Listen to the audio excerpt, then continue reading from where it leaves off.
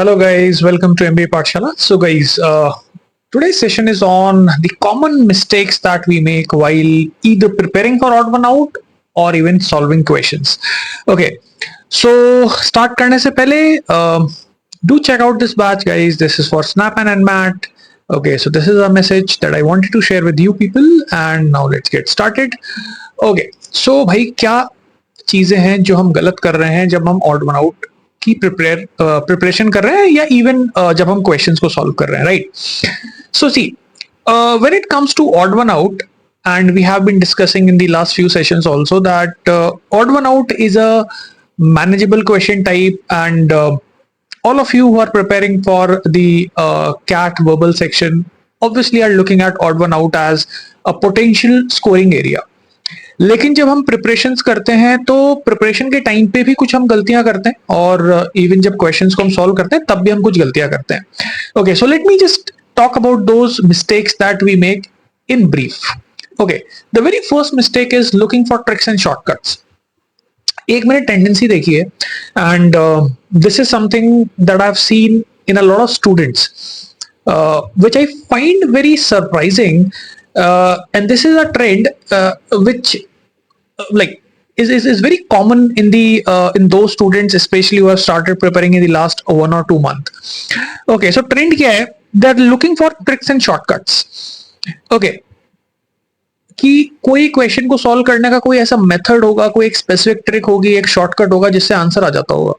Okay, now this is something that we see even in your even in the even in when it comes to passages also, like they're always asking कि sir कोई ऐसा trick है क्या, कोई ऐसा method है, कोई ऐसा शॉर्टकट है जिससे हमारा आंसर आ जाए.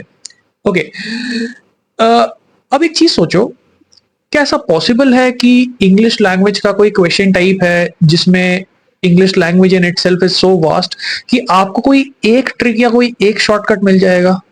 Obviously not. Okay, see, your mastery over a given question type in the verbal section depends on practice.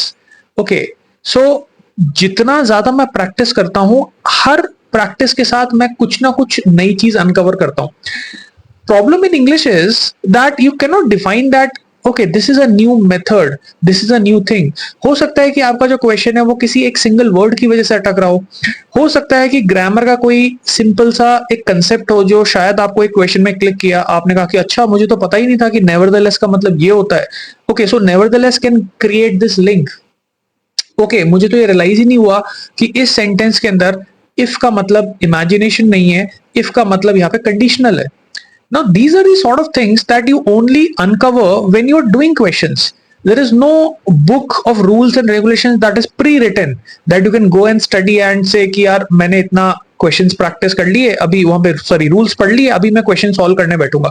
सो ये एक हम लोग गलती करते हैं. हम लोग सोचते हैं कि पहले रूल्स पढ़ेंगे, रूल्स पढ़ने के बाद फिर क्वेश्चंस पे आएंगे. नहीं, जब आप क्वेश्चंस करोगे तो क्वेश्चंस के विद इन ही कुछ ऐसी चीजें होंगी, कुछ ऐसे एस्पेक्ट्स होंगे जिनकी वजह से आपको सॉल्व करने के नए नए तरीके पता चलेंगे. There is no written book.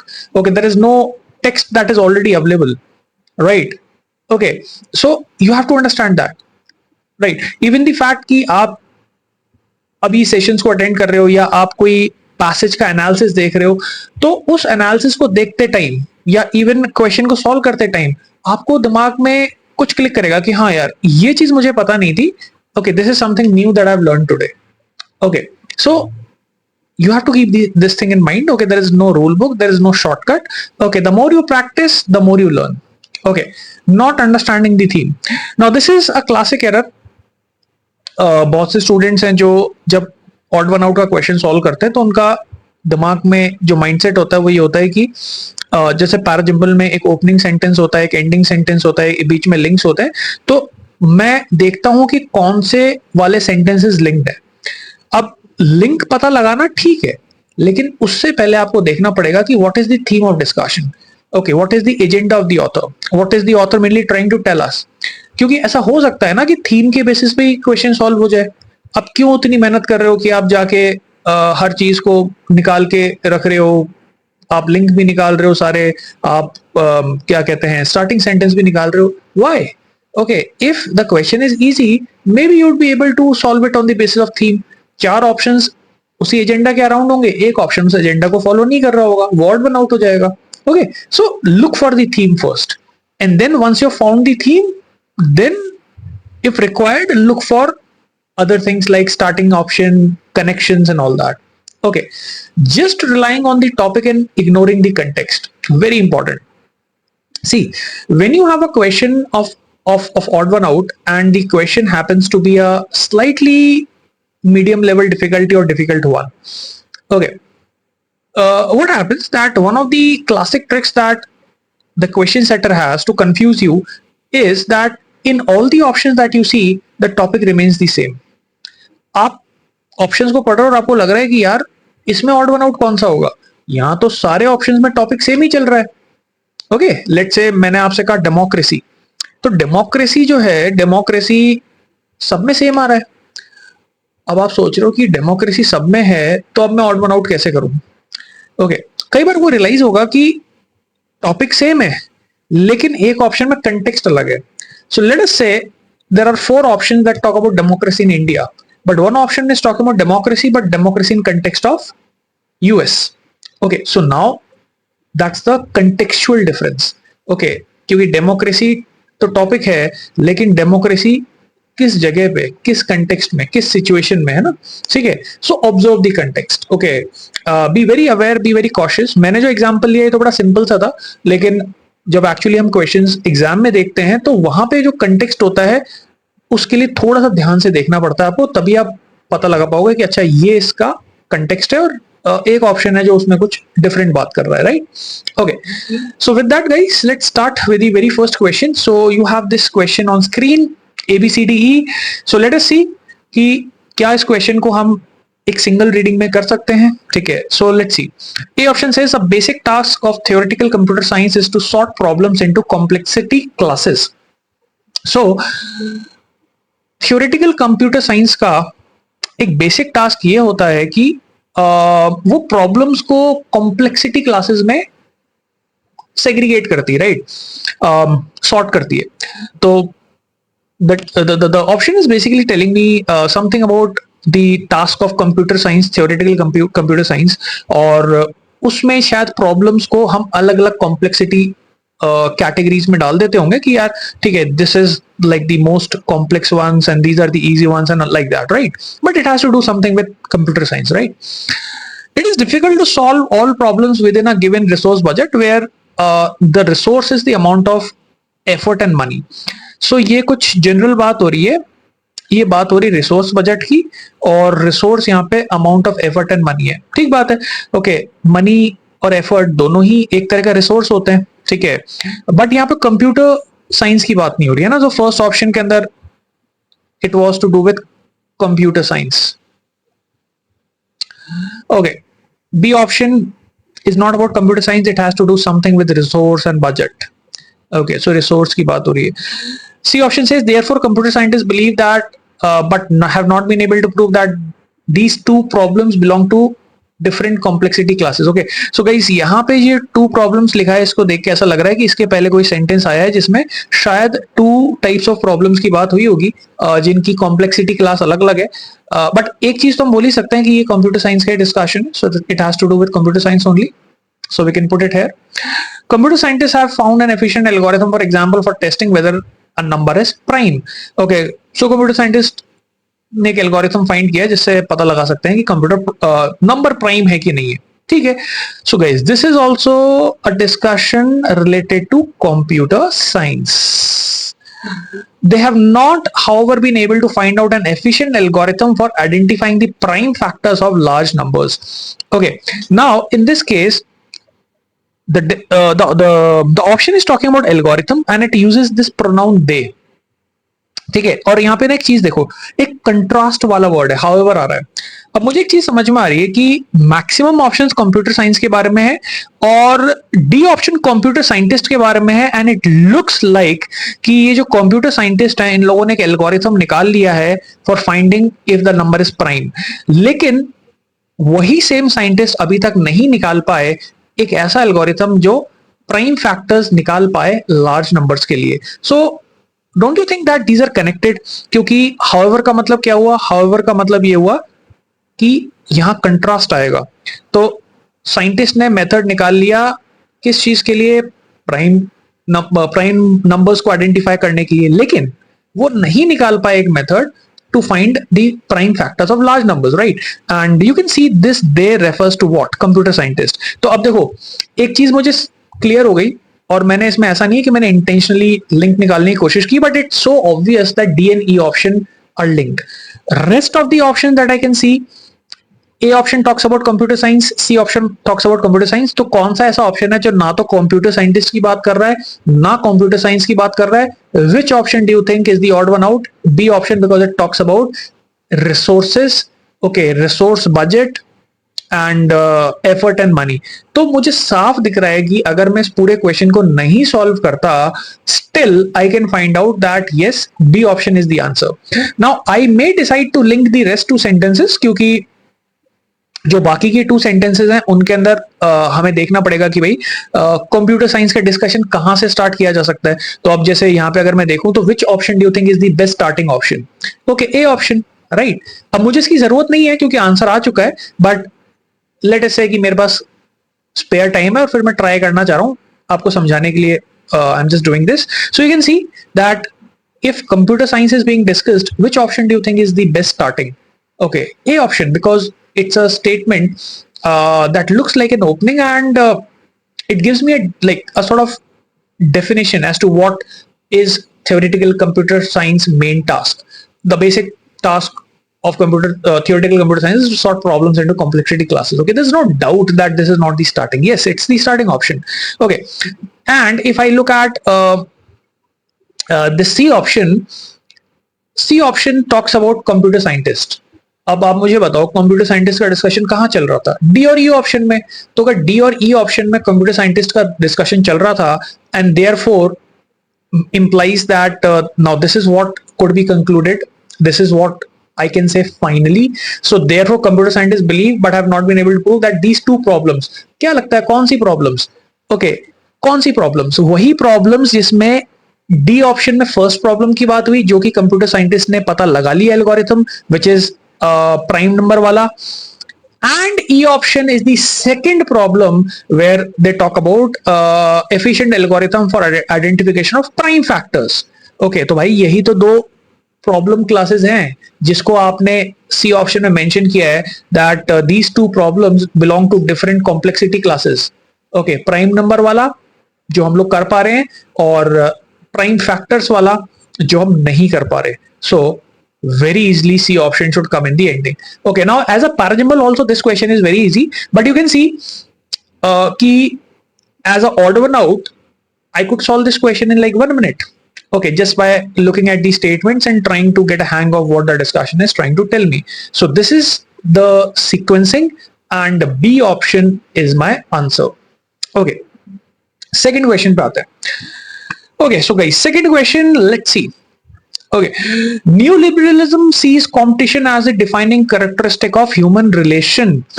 So neoliberalism के अंदर competition को एक बहुत important factor, defining character माना जाता है human relationship का. Okay, B option देखते हैं. It redefines citizens as consumers. It किसको रेफर कर रहा होगा? Most possibly neoliberalism को, क्योंकि neoliberalism जो है वो human relations को redefine कर रहा है. Okay, डिफाइनिंग करेक्टर देखो यहाँ पे भी डिफाइनिंग लिखा है और यहाँ पे रीडिफाइनिंग लिखा है ना, तो इसका मतलब ये बात न्यू लिबरलिज्म की ही चल रही है. A and B option look like both of them are talking about neoliberalism. Okay, it's very clear. Neoliberalism sees competition as a defining characteristic of human relations. Okay, और फिर आपने बोला it redefines citizens and consumers whose democratic choices are best exercised by buying and selling, a process that rewards merit and punishes inefficiency. So neoliberalism citizens को consumers की तरह treat करता है, ठीक है, रीडिफाइन करता है, जहां पे उनके पास एक चॉइस होती है बाइंग और सेलिंग के थ्रू कि वो क्या खरीदना चाहते हैं और वो क्या खरीदना नहीं चाहते. सो इन अ सेंस कि अगर कस्टमर के पास चॉइस है कि वो क्या खरीदना चाहता है, तो इसमें इसकी वजह से मार्केट में एफिशिएंसी बढ़ेगी कि नहीं बढ़ेगी?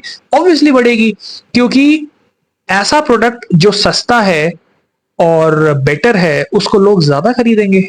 So this process of buying and selling is going to reward merit and it will punish inefficiency.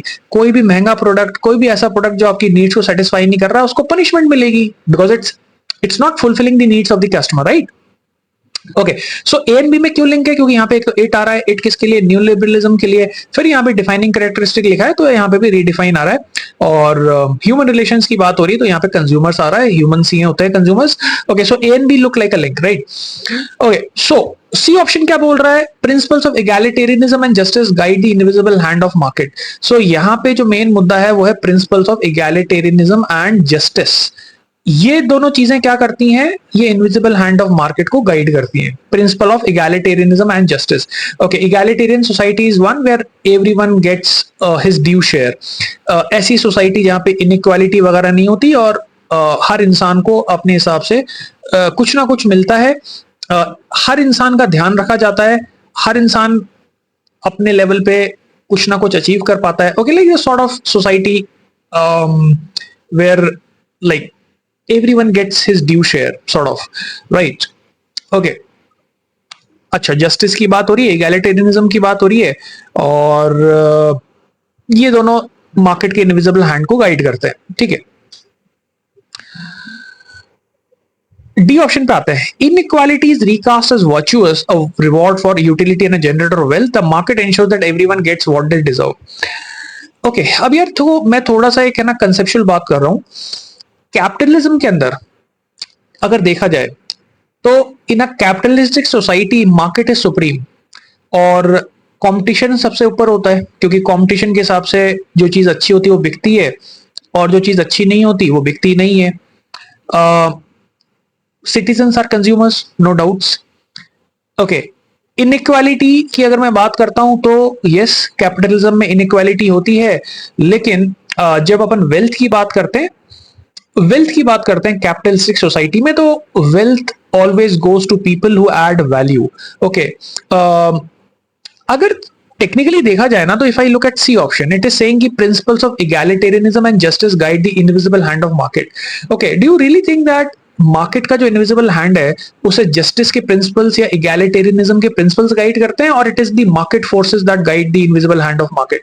Okay, okay, supply and demand, that is market forces. तो थोड़ा सा सी ऑप्शन ना अजीब सा लग रहा है, क्योंकि फोकस मार्केट से, कैपिटलिस्टिक सोसाइटी से हटके इगैलिटेरियनिज्म और जस्टिस पे आया हुआ है।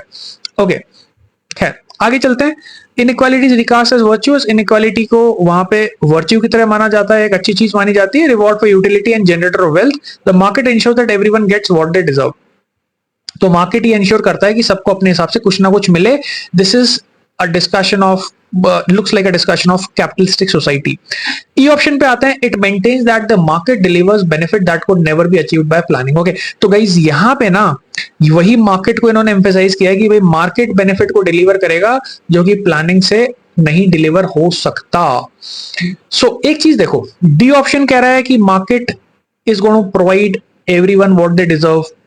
भाई तुम्हारा अगर प्रोडक्ट अच्छा है तो मार्केट तुम्हें रिवॉर्ड करेगा। That is why when you have a good idea, you come up with a good product. In a capitalistic society, you are a winner. Okay, कहते हैं ना winner takes all philosophy. और ये option भी यही कह रहा है कि भाई मार्केट जो है वही डिलीवर करने वाला है, राइट? मार्केट ही सब ध्यान रखेगा। तो ऐसा लग रहा होगा हमें, ठीक है? I think you can also feel this, okay, that D and E option are emphasizing market as the main force which is going to decide what people are going to get. Okay, ध्यान से सुनना। C option लेकिन market को emphasise नहीं कर रहा, ना वो कंपटीशन को एम्फेसाइज कर रहा है, ना वो बाइंग और सेलिंग को एम्फेसाइज कर रहा है, ना वो कैपिटलिस्टिक सोसाइटी की बात कर रहा है। सी ऑप्शन इज सेइंग कि इगैलिटेरियनिज्म और जस्टिस मार्केट को गाइड करते हैं, ठीक है? Looks very odd. Okay, so which option do you think is the right answer? Okay, it looks like C option is the best choice. Now A and B were connected. Neoliberalism की आपने बात की, न्यूलिबरलिज्म के अंदर buying और selling का importance है, competition का इंपॉर्टेंस है, कैपिटलिज्म का इंपॉर्टेंस है, मार्केट ही सब कुछ डिसाइड करता है। बाइंग और selling is basically market only, यहाँ पे जो बाइंग एंड सेलिंग की बात हुई है ना। अब डी और ई ऑप्शन में ना मेरे को लिंक करने की जरूरत है नहीं वैसे। क्यों? क्योंकि अगर ये ये ऑड वन आउट का क्वेश्चन है, तो मुझे इतने रीडिंग से आइडिया लग गया था कि C option looks like an odd one out because it's not emphasising market, it's actually emphasising egalitarianism and justice.